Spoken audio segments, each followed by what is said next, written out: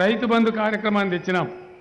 ఎందుకంటే ప్రపంచవ్యాప్తంగా ఎక్కడ చూసినా ప్రభుత్వ సపోర్ట్ లేకుండా వ్యవసాయం నిలబడే పరిస్థితి లేదు.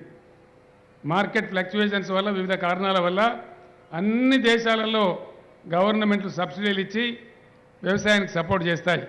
కానీ ఒక్క మన దేశంలోనే ఉన్న దుర్మార్గమైన పాలసీల వల్ల రైతులకు ఏ రకమైన సపోర్ట్ లేదు. అందుకే మన దగ్గర 2-3 కార్యక్రమాలు తీసుకున్నాం, 1-2 కాదు. రైతులకు నీళ్లు సప్లై చేస్తే ప్రాజెక్టుల ద్వారా ట్యాక్స్ లేదు, నీటి తీరువా లేదు. గతంలో ఉన్న బకాయిలు కూడా రద్దు చేయడం జరిగింది. కరెంటు, మంచి నాణ్యమైన కరెంటు, మోటార్లు కాలిపోకుండా ఉండే కరెంటు 24 గంటలు రైతులకు ఫ్రీగా సప్లై జరుగుతూ ఉంది.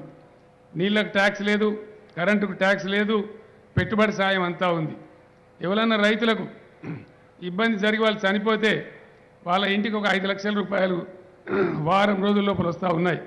రైతు బీమా కార్యక్రమం కూడా బ్రహ్మాండంగా పనిచేస్తూ ఉంది. అదేవిధంగా రైతులు పండించిన ధాన్యం వాళ్ళు అమ్ముకునేది అమ్ముకుంటారు, మంచి ధర వస్తే మిగిలిన ధాన్యాన్ని మొత్తం ప్రభుత్వమే కొనుగోలు చేస్తూ ఉంది. 7,500 పైచీలకు కేంద్రాలు పెట్టి మీరు ఎక్కడికో మార్కెట్ యార్డ్లకు తీసుకొని పోకుండా మీ సమీప గ్రామంలోనే లేదా మీ ఊరిలోనే మొత్తం ధాన్యం కూడా కొంటా ఉన్నాం. దాని మీద ప్రభుత్వానికి కొంత నష్టం వస్తూ ఉంది. అయినా సరే మన రైతు నిలబెట్టాలని ధాన్యం కొనుగోలు చేస్తూ ఉన్నాం. వీటన్నిటిని మించి ధరణి పోర్టల్ తీసుకొని వచ్చినాం. ధరణి పోర్టల్లో ఎవరి భూమి వారికి నిక్షిప్తంగా ఉంది. ప్రభుత్వం తన దగ్గర ఉన్నటువంటి అధికారాన్ని తీసేసి మీకు ఇవ్వడం జరిగింది.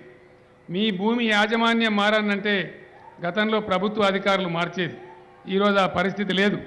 మీ బొటన వేలు పెడితే తప్ప, మీ బయోమెట్రిక్ ఉంటే తప్ప మీ భూమిని ఎవరు కూడా గోలుమాలు చేయలేరు.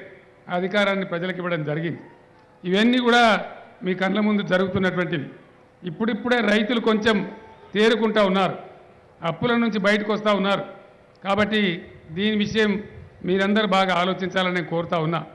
గతంలో ట్రాన్స్ఫార్మర్లు కాలిపోవడం, సరైన పద్ధతిలో రిపేర్ కాకపోవడం, యాళ్ళకు అందకపోవడం, పంటలు ఎండిపోవడం, అవన్నీ బాధలు మీరందరూ కూడా అనుభవించిన వాళ్ళే. నేను మీకు ప్రత్యేకంగా చెప్పాల్సిన అవసరం లేదు.